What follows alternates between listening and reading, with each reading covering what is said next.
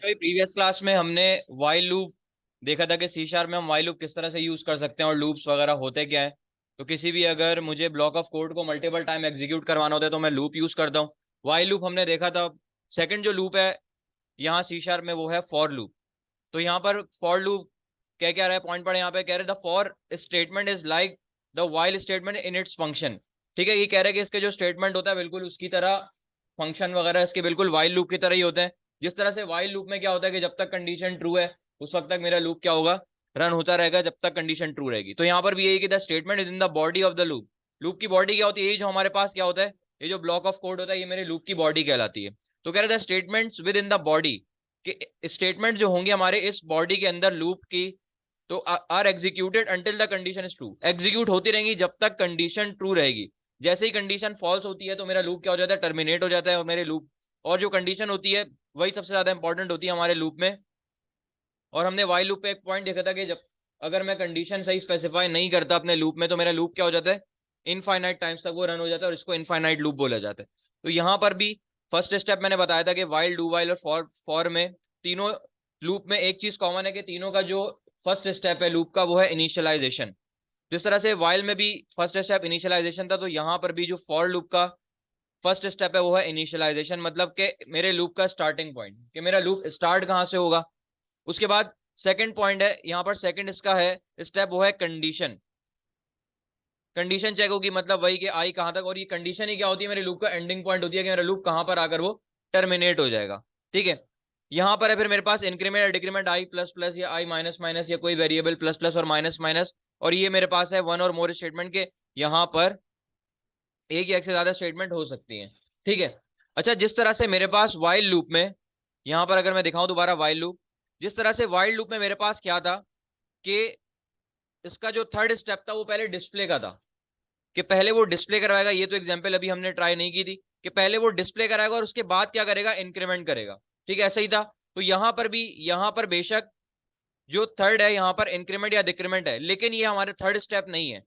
Third step हमारे पास क्या है कि कंडीशन मेरे पास सेकंड है, और थर्ड स्टेप मेरे पास होगा ये ब्लॉक ऑफ कोड जो मैं यहाँ पर स्टेटमेंट्स दूंगा। पहले स्टेटमेंट एग्जीक्यूट होंगी और उसके बाद जाके क्या होगा, इंक्रीमेंट होगा। ठीक है, सीक्वेंस वाइज नहीं चल रहा कि पहले इनिशियलाइजेशन, कंडीशन, फिर इंक्रीमेंट या स्टेटमेंट। ठीक है, पहले इनिशियलाइजेशन, फिर कंडीशन, थर्ड स्टेप है स्टेटमेंट्स, और लास्ट स्टेप है इसका इंक्रीमेंट या डिक्रीमेंट। ठीक है, वो भी फ्लो समझते हैं। तो इसका एक प्रैक्टिकल परफॉर्म करके देखते हैं। विजुअल स्टूडियो ऑलरेडी मैंने यहाँ पर अपना ओपन कर लिया है, तो क्रिएट करते हैं एक न्यू प्रोजेक्ट। और console app dot net framework, और यहाँ से आगे मैं अपने प्रोजेक्ट का नाम लिख रहा हूँ, for loop in C sharp. Create करते हैं प्रोजेक्ट।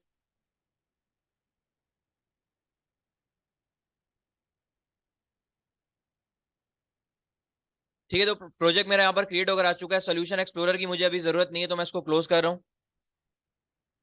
और यहाँ पर आकर सबसे पहले मैं टाइटल दे देता हूँ,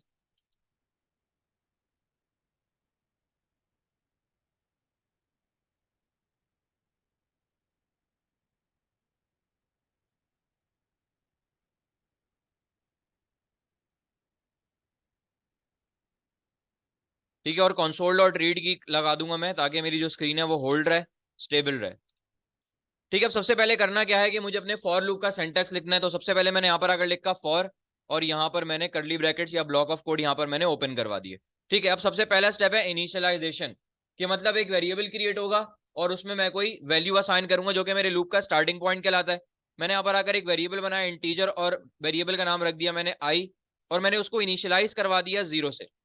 और यही मेरे क्या है, लूप का स्टार्टिंग पॉइंट है कि मेरा जो लूप स्टार्ट होगा वो जीरो से स्टार्ट होगा।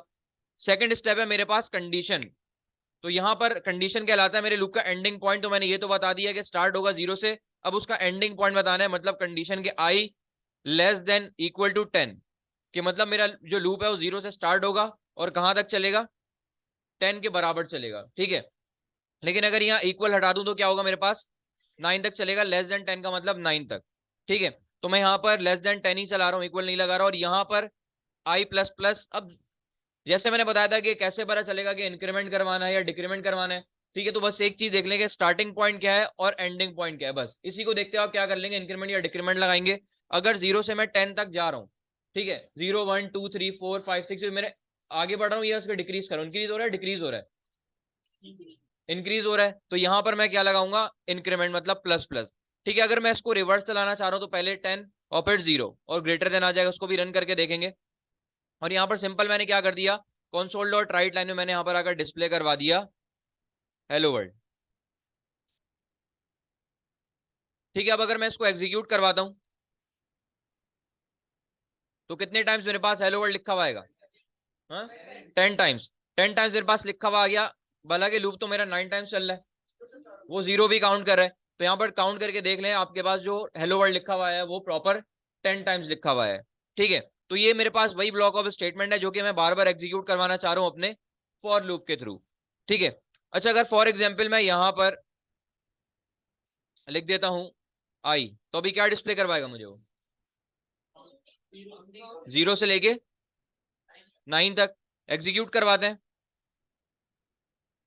तो यहाँ देख सकते हैं कि मेरे पास ये 0 से लेके 9 तक उसने मुझे डिस्प्ले करवा कर दे दिया है। अच्छा, इसकी जो इनिशियलाइजेशन है ना, आप बाहर भी कर सकते हैं, मतलब सॉरी डिक्लेरेशन, इनिशियलाइजेशन तो अंदर ही होगी। मतलब मैं क्या करूं कि यहाँ पर पहले मैं एक वेरिएबल बना लूं इंटीजर आई, उसको मैंने यहाँ डिक्लेयर कर दिया सिर्फ, और अंदर में उसको क्या कर दूं, इनिशियलाइज कर दूं।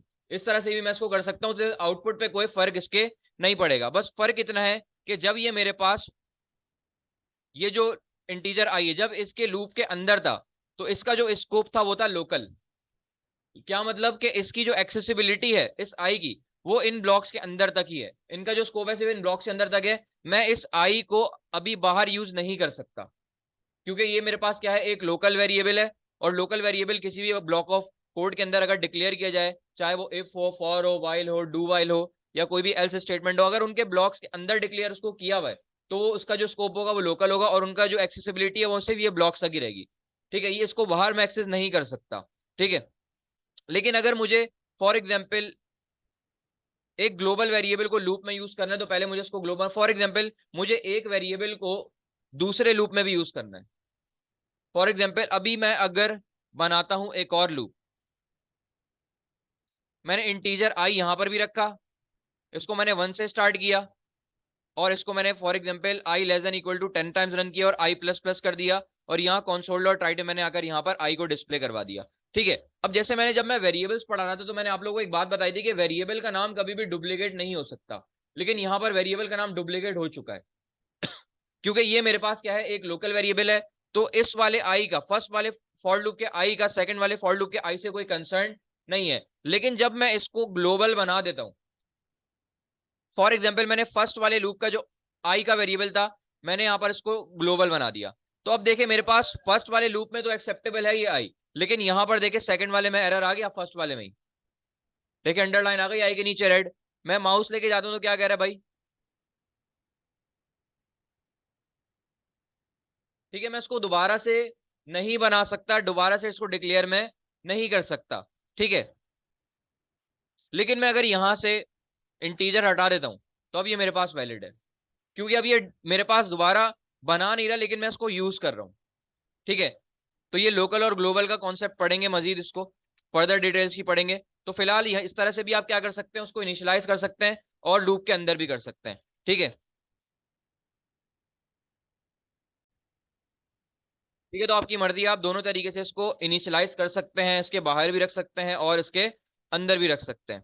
ठीक है, तो फॉर और वाइल में कोई डिफरेंस नहीं है कि जब तक कंडीशन ट्रू होगी तब तक मेरा जो लूप है वो रन होता रहेगा, जैसी कंडीशन फॉल्स होती है तो मेरा लूप क्या हो जाएगा, टर्मिनेट होकर बाहर आ जाएगा लूप से। ठीक है, तो उसका भी फ्लो समझते हैं कि सबसे पहले मेरे पास क्या हुआ कि आई की जो स्टार्टिंग वैल्यू थी वो 0 थी, और अगला स्टेप था उसका कंडीशन, तो आई में भी 0 स्टोर है, तो मैंने यहां पर आकर वो क्या करेगा, 0 कंडीशन चेक करेगा 0 पर कि क्या 0 मेरे पास लेस होता है 10 से, तो कंडीशन ट्रू हो रही है फॉल्स हो रही है। जैसी कंडीशन ट्रू हुई वो अपने प्रोग्राम को लेकर आ जाएगा इस लूप के अंदर, इस बॉडी के अंदर। जैसे ही वो लूप बॉडी के अंदर आया तो उसने देखा स्टेटमेंट लिखी हुई है कि भाई कंसोल में क्या डिस्प्ले करवाना है, आई की वैल्यू को डिस्प्ले करवाना है, और आई की अभी स्टार्टिंग वैल्यू क्या थी, 0। ठीक है, तो उसने डिस्प्ले करवा दिया 0। फिर वो जाएगा अपने आखिरी स्टेप पे जो कि है इंक्रीमेंट का, इंक्रीमेंट पर गया, अब 0 में 1 का इंक्रीमेंट हुआ, कितना हो गया, 1। अब उसने इनिशियलाइज करवा दिया इसको 1, तो इस दफा जो कंडीशन चेक होगी वो होगी 1 के लिए। ठीक है, तो 1 वाली अभी कंडीशन ट्रू हो रही है फॉल्स हो रही है, ट्रू हो रही है। जैसी कंडीशन ये ट्रू हुई, वो आगे अपने लूप के अंदर उसने फिर देगा कि भाई मुझे क्या डिस्प्ले करवाना है, आई की वैल्यू। अब इस दफा जो आई की वैल्यू थी वो 1 हो चुकी है, तो उसने कंसोल में जाके डिस्प्ले करवा दिया 1। फिर अपने आखिरी स्टेप पर गया वो इंक्रीमेंट का। अब 1 में 1 का इंक्रीमेंट हुआ, कितना हो गया 2। तो बस यहाँ पर दोबारा से इनिशियलाइज करवा दिया उसने 2 से। अब इस दफा जो कंडीशन चेक हुई वो 2 के लिए कंडीशन चेक होगी। फिर वो जैसी देखा कंडीशन ट्रू हो रही है, 2 छोटा होता है मेरे पास 10 से, वो आगे अपने लूप की बॉडी के अंदर, और आई की वैल्यू क्या थी इस दफा मेरे पास 2। तो उसने देखा भाई यहाँ पर 2 डिस्प्ले करवाना है, ठीक है। तो करते करते वो आगे फॉर एग्जाम्पल यहाँ 9 इसकी वैल्यू हुई, 9 को उसने क्या कर दिया, 9 पर भी कंडीशन ट्रू हो रही है, 9 छोटा होता है मेरे पास 10 से, उसने 9 को यहाँ पर डिस्प्ले करवा दिया, ठीक है।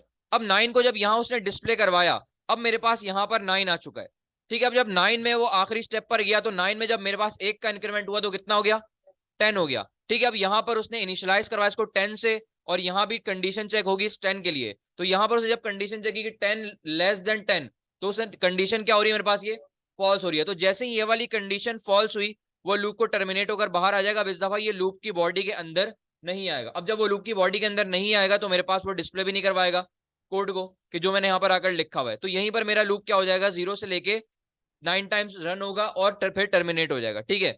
तो यहाँ पर मैं इसका दोबारा आउटपुट दिखाता हूँ।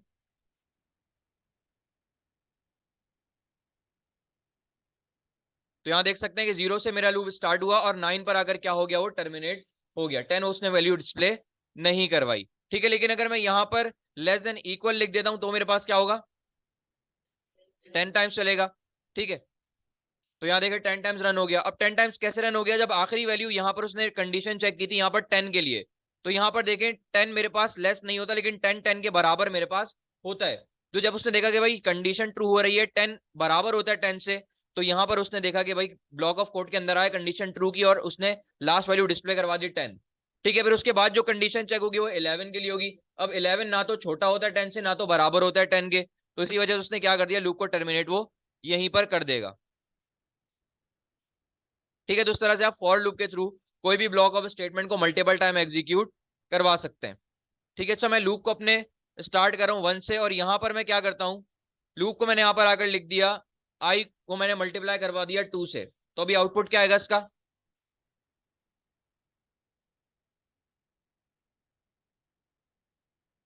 कहाँ तक, 9 तक एग्जीक्यूट करवाते हैं। तो यहाँ पर देख सकते हैं कि 2 1 जार 2 और 2 9 जार 18 उसने मुझे डिस्प्ले करवा कर दे दिया। लेकिन अगर मैं चाह रहा हूँ कि प्रॉपर ये 10 टाइम्स चले, तो इक्वल टू लगा देंगे सिंपल।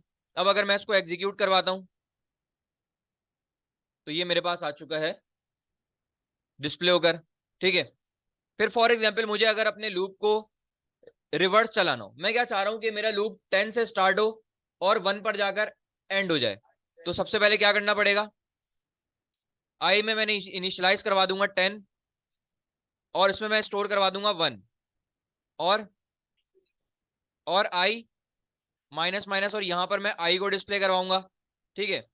और कहीं चेंज करना है, लेस देन की जगह ग्रेटर देन, ठीक है। लेकिन अगर मैं यहीं पर लेस देन ही लगे रहने देता हूं, तो उसने मुझे कुछ भी डिस्प्ले नहीं करवाया। क्यों नहीं डिस्प्ले करवाया, क्योंकि मेरे लूप की स्टार्टिंग कंडीशन ही क्या हो गई है, फॉल्स हो गई, क्योंकि लूप की स्टार्टिंग वैल्यू है 10। तो यहाँ पर उसने आई की जगह लिखा 10, और देखा कि क्या 10 मेरे पास छोटा या बराबर होता है 1 से, तो ना तो 10 मेरे पास छोटा होता है ना बराबर होता है 1 के। तो यहाँ पर कंडीशन जैसे ही स्टार्टिंग में ही फॉल्स हो गई, तो उसने लूप को टर्मिनेट कर दिया और बाहर आ गया, ठीक है। लूप के अंदर अगर अंदर आता तो मेरे पास कोई ना कोई वैल्यू डिस्प्ले करवा देता, ठीक है। अब उसने डिस्प्ले नहीं करवाया क्योंकि वो अपनी लूप की बॉडी के अंदर नहीं आया। तो यहाँ पर मेरे पास लेस देन की जगह यूज होगा ग्रेटर देन, ठीक है। अब अगर मैं इसको एग्जीक्यूट करवाता हूं, तो यहां देख सकते हैं कि 10 से मेरा लूप स्टार्ट हुआ है और 1 पर जाकर एंड हो चुका है, ठीक है। तो उस तरह से आप रिवर्स लूप वगैरह भी यहां पर इजीली इसमें फॉर लूप के थ्रू रन कर सकते हैं। अच्छा, यहाँ कुछ मेरे पास एक्सरसाइज है, सी शार्प से रिलेटेड कुछ टास्क हैं, ठीक है। अभी ये नेक्स्ट लेक्चर में हम परफॉर्म करके देखेंगे 1 बाय 1 टास्क। तो यहाँ पर देख सकते हैं कि सबसे पहला जो टास्क है क्या करेगा, check whether the given number is odd और इवन, मतलब कंडीशन वाला काम है, ठीक है। और यहाँ पर मेरे पास display first n natural number using while और फॉर लूप, ठीक है। सारे टास्क अभी नेक्स्ट लेक्चर हम परफॉर्म करके देखेंगे। फॉर लूप के थ्रू भी यहाँ पर कर सकते हैं और वाइल लूप के थ्रू भी इसको इंप्लीमेंट कर सकते हैं। तो दोनों पर इंप्लीमेंट करके देखेंगे ये, ठीक है। ये सारे टास्क अभी इंप्लीमेंट करके देखते हैं, फॉर लूप के थ्रू भी और वाइल लूप के थ्रू भी।